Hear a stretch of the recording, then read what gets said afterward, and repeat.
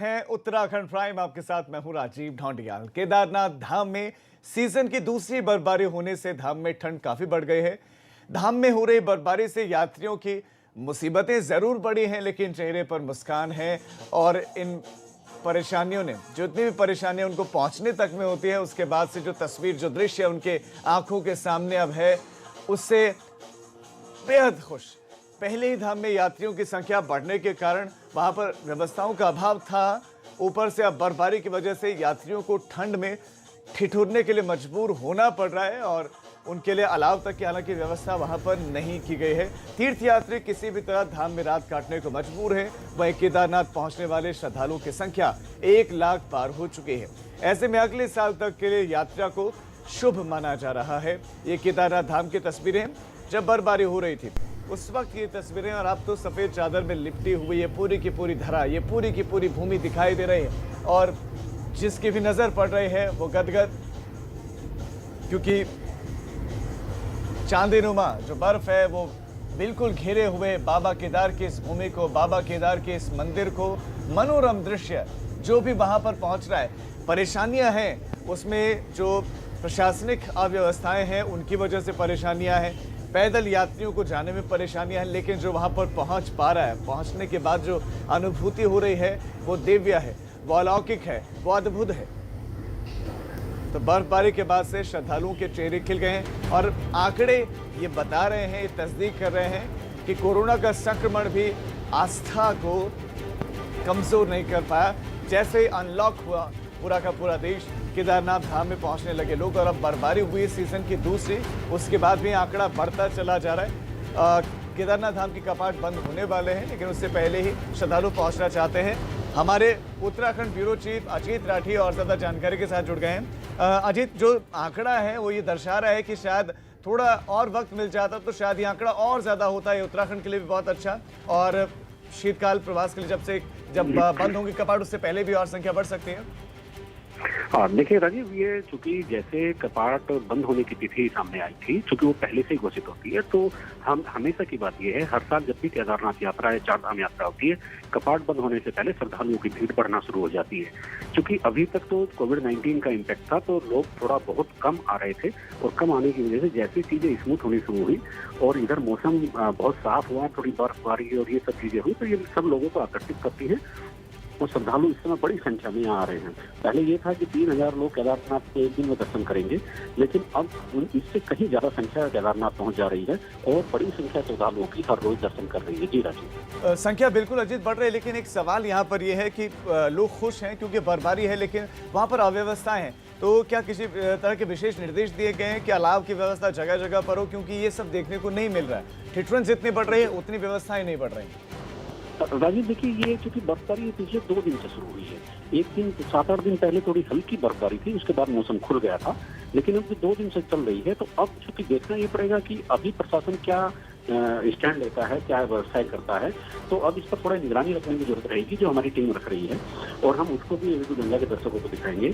लेकिन इस समय श्रद्धालुओं का अच्छा तांता बद्रीनाथ और केदारनाथ जी में लगा हुआ है। जी अजीत, आप हमारे साथ बने रहिए, मैं आगे अगली खबर पर आपके पास लौट रहा हूं। तो बर्फबारी के बाद चेहरे खिल गए हैं तीर्थयात्रियों के, खुश हैं क्योंकि बाबा केदार के भी दर्शन हो रहे हैं और बर्फबारी भी देखने को मिल रही है। खबरों में आगे बढ़ रहे हैं। देहरादून में कैबिनेट की महत्वपूर्ण बैठक होने वाली है और ये बैठक होगी कल ये बैठक होगी। ये बड़ी खबर आपको दे दें, कल शाम को 4 बजे बैठक होने वाली है, यानी कि बुधवार को बैठक होगी। तो कई अहम फैसले लिए जा सकते हैं कैबिनेट की बैठक में। हमारे साथ हमारे ब्यूरो चीफ लगातार बने हुए हैं। अजीत, कल की बैठक क्यों महत्वपूर्ण, कौन कौन से प्रस्ताव रखे जा सकते हैं? देखिए राजीव, अभी चूंकि कैबिनेट का एजेंडा बेहद गोपनीय होता है, लेकिन फिर भी ये माना जा रहा है कि जैसे फॉरेस्ट और वन पर्यावरण है, तो ये विभाग है, लेबर वाला डिपार्टमेंट है, और जो आवास विकास है, कुंभ से रिलेटेड भी कुछ बड़े फैसले इसमें हो सकते हैं। कुंभ को कैसे आगे बढ़ाना है, स्मार्ट सिटी की भी एक समीक्षा के तौर पर उसको रखा जा सकता है प्रस्ताव को, कि स्मार्ट सिटी का कार्य प्रगति पर चल रहा है, क्योंकि पूरे शहर में पूरी सड़कें खुदी पड़ी है। तो ये तमाम चीज जो है, और जो कुछ विधायी और संसदीय कार्य के भी मामले कैबिनेट में रखे जा सकते हैं, तो उन पर बातचीत के बाद ही फिर कुछ क्लियर होगा, क्योंकि एजेंडा बेहद गोपनीय होता है। तो सरसरी तौर पर ये पता चला है कि विभागों से रिलेटेड कुछ एजेंडे वहाँ रखे जाएंगे। अजीत, 10वीं और 12वीं के स्कूल खोल दिए गए हैं और स्टूडेंट्स कुछ कुछ जगहों पर बड़ी अच्छी संख्या में स्कूल जाते हुए दिखे भी। क्या बाकी क्लासेस के लिए भी कोई चर्चा हो सकती है कैबिनेट की बैठक में? अभी देखिए, चूंकि कैबिनेट ने इस मामले को पहले ही कर चुकी है और इस पर अब तो कोई चर्चा नहीं होगी, लेकिन जो हायर एजुकेशन के इंस्टीट्यूशन है, जैसे कॉलेज को खोलने की बात हो रही है और विश्वविद्यालय और ये हायर एजुकेशन उच्च शिक्षा वाला जो सेक्टर है उनको खोले जाने की बात हो रही है, तो उस पर कोई चर्चा हो सकती है, उसकी संभावना जताई जा रही है। उच्च शिक्षा मंत्री जैसा कह रहे हैं कि अब तैयारी शुरू करनी है और फिर जो प्रयोगात्मक परीक्षा वाले विद्यार्थी है केवल उन्हीं को बुलाया जाएगा। तो इस तरह की तमाम चीजें एक मशक्कत है कि जो उसमें रखी जा सकती है, उससे सहमति बन सकती है। जी अजीत, आपके इस तमाम जानकारी के लिए बहुत शुक्रिया। तो कैबिनेट की बैठक में फॉरेस्ट, वन, लेबर विभाग से जुड़े हुए कुछ प्रस्ताव रखे जा सकते हैं, स्मार्ट सिटी से जुड़े हुए कार्यों की समीक्षा हो सकती है, और क्या क्या निर्णय लिए जाएंगे, क्या क्या कौन कौन से प्रस्तावों पर मोहर लगती है, इस पर हमारी नजर रहेगी। खबर अब चंपावत से, जहां पर तस्करी का बड़ा मामला सामने आया है। 5 किलो चरस के साथ तस्कर गिरफ्तार किए गए। चंपावत से ये खबर, तस्करी का बहुत बड़ा मामला सामने आया। 5 किलो चरस के साथ 5 किलो चरस के साथ तस्कर गिरफ्तार किया गया है। पुलिस ने 2 लोगों को इस मामले में गिरफ्तार किया। 2 लोगों की गिरफ्तारी हुई है। 5 किलो चरस के साथ ये लोग पकड़े गए हैं। 5 किलो चरस के साथ।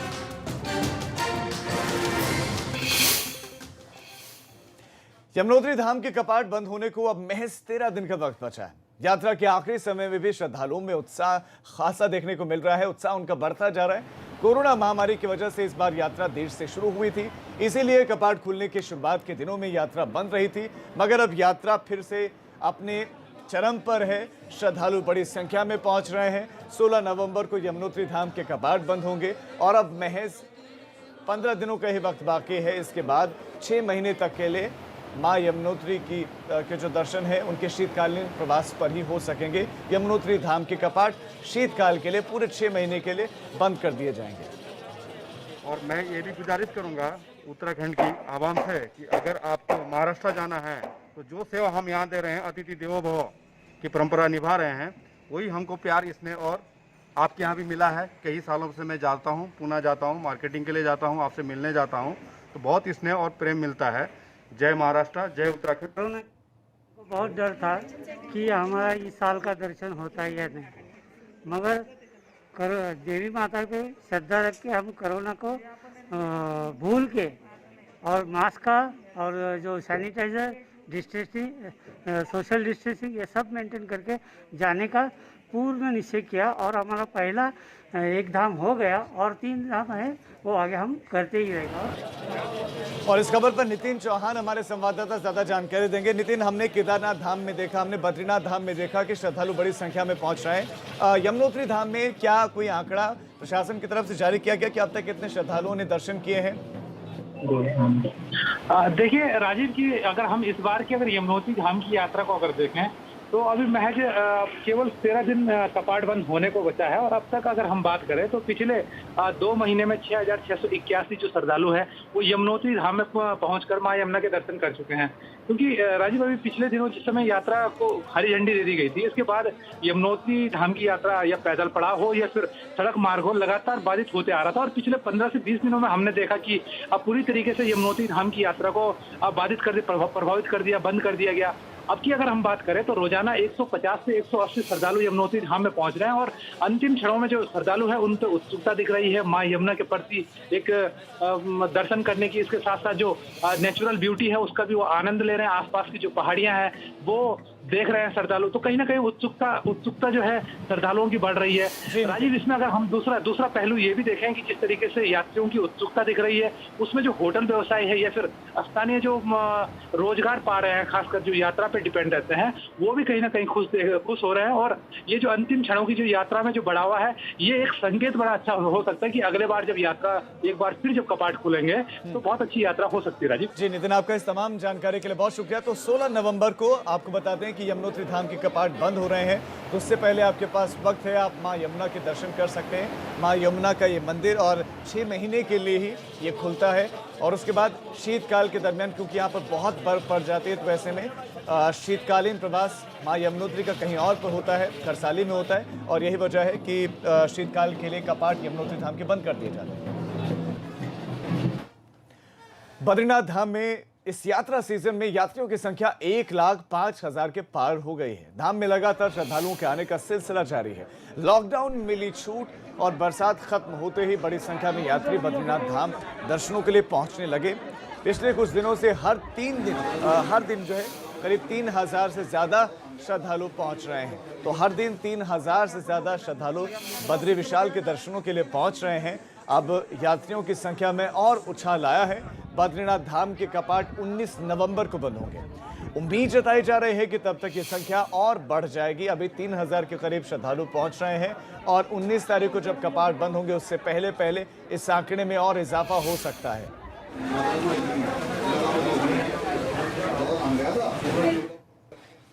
अब आपको दिखाते हैं कि इस धाम में अब तक कितने तीर्थयात्री दर्शन कर चुके हैं।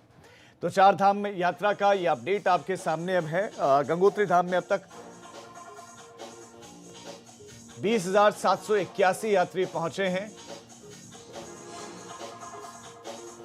माफ कीजिएगा, ये जो आंकड़ा हमने आपको गंगोत्री धाम का बताया उसमें एक त्रुटि है। 2,781 श्रद्धालु पहुंचे हैं गंगोत्री धाम। यमुनोत्री धाम की बात करें तो यहाँ पर 6,631 यात्री पहुंचे हैं। केदारनाथ धाम की बात करें तो यहाँ पर 58,297 यात्री अब तक यात्रा में बाबा केदार के दर्शन कर चुके हैं। और बद्री विशाल के दर्शनों के लिए अब तक श्रद्धालुओं की जो संख्या वो 1,06,862 पहुंच चुकी है।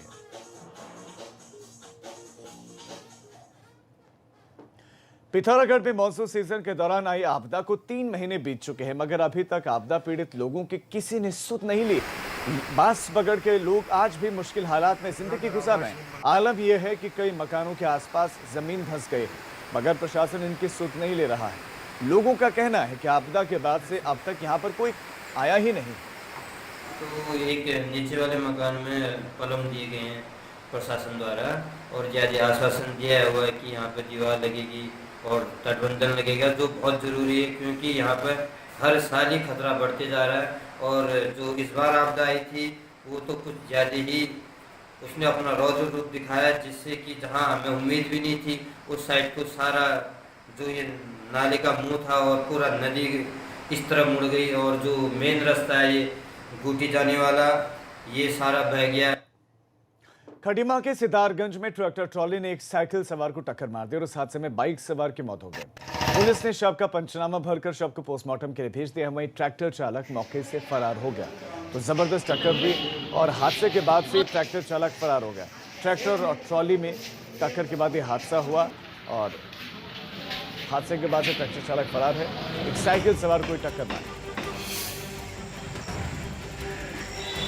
प्रयास हॉस्पिटल के पास सड़क दुर्घटना में एक आदमी की मृत्यु हो गई है। उस सूचना पे मौके पे गए थे। बॉडी को सितारगंज अस्पताल में लाया गया। तो उसका पंचायतनामा भरकर आवश्यक कार्रवाई की जा रही है। मृतक का नाम मुकुल हलदार और सन ऑफ परिवर हलदार जो अरविंद नगर के निवासी हैं। हरिद्वार में होने वाले कुंभ मेले की तैयारी को लेकर प्रशासन पूरी तरह से मुस्तैदी से काम कर रहा है। प्रशासन कुंभ मेले को भव्य और दिव्य बनाने में कोई भी कसर नहीं छोड़ रहा है। कुंभ मेले से पहले गंगा किनारे बने भवन, होटल, धर्मशालाएं एक रंग में रंगे हुए नजर आएंगे और इसी को लेकर मेलाधिकारी के निर्देश पर HRDA सचिव और अपर मेलाधिकारी हरबीर सिंह ने व्यापारियों के साथ बैठक की। इस दौरान गंगा फेसिंग भवनों की भव्यता बढ़ाने को लेकर रंग का निर्धारण सभी की राय से किया गया। क्रम में तो हमारी गंगा फेसिंग जितने भी भवन है, चाहे आश्रम है, चाहे होटल है, चाहे आवासीय भवन हो, उनकी आज एक बैठक बुलाई गई थी मेलाधिकारी महोदय के निर्देश पे। सबसे निवेदन किया गया है कि वो कलर उनको बताए गए हैं, उनकी राय से ही कलर का निर्धारण किया गया है कि आप इस तरह के कलर अपने भवनों को करें ताकि एक नई चीज पहली बार जो है हरिद्वार में दिखाई दे। खटीमा में बगैर नक्शा पास करवाए हो रहे अवैध निर्माणों पर कार्रवाई की तैयारी हो रही है। पचपेड़ा इलाके में अथॉरिटी से बगैर नक्शा पास करवाए बनाए जा रहे मकानों को विकास प्राधिकरण ने सील कर दिया है, मगर मकान मालिक की दबंगई देखे इस मकान में फिर से निर्माण काम शुरू कर दिया गया। SDM ने मामले पर संज्ञान लिया है और अब कार्रवाई की बात कही जा रही है।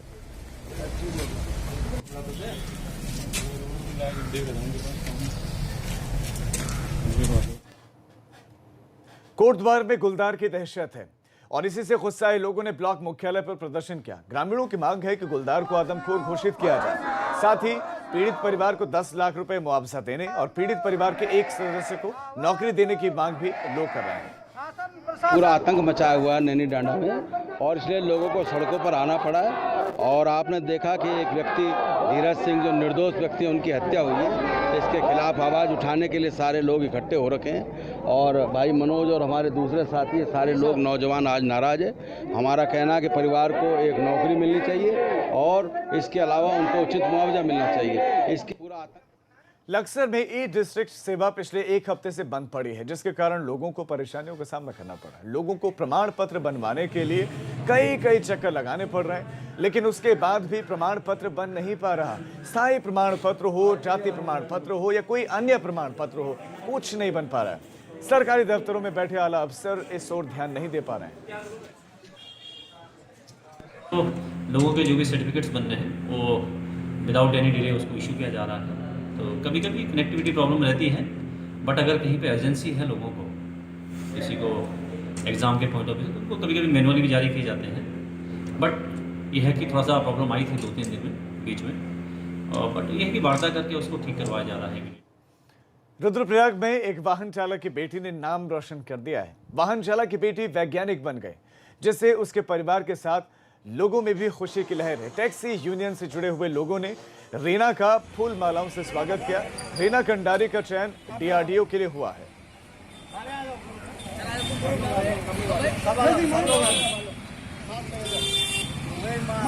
आप सीधा देखो थोड़ा जी।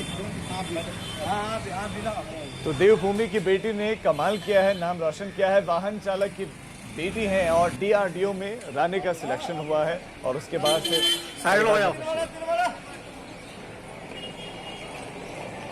हमारे धनपुर क्षेत्र के पीड़ा खैरपानी गांव की रीना कंडारी का चयन defence research and development organisation यानी DRDO में बतौर साइंटिस्ट हुआ है। यह न केवल रुद्रप्रयाग जनपद के लिए बल्कि संपूर्ण उत्तराखंड के लिए गौरव की बात है। अब रुद्रप्रयाग की यह बेटी रक्षा अनुसंधान से जुड़ी परियोजनाओं का हिस्सा बनेगी। अब एक बहुत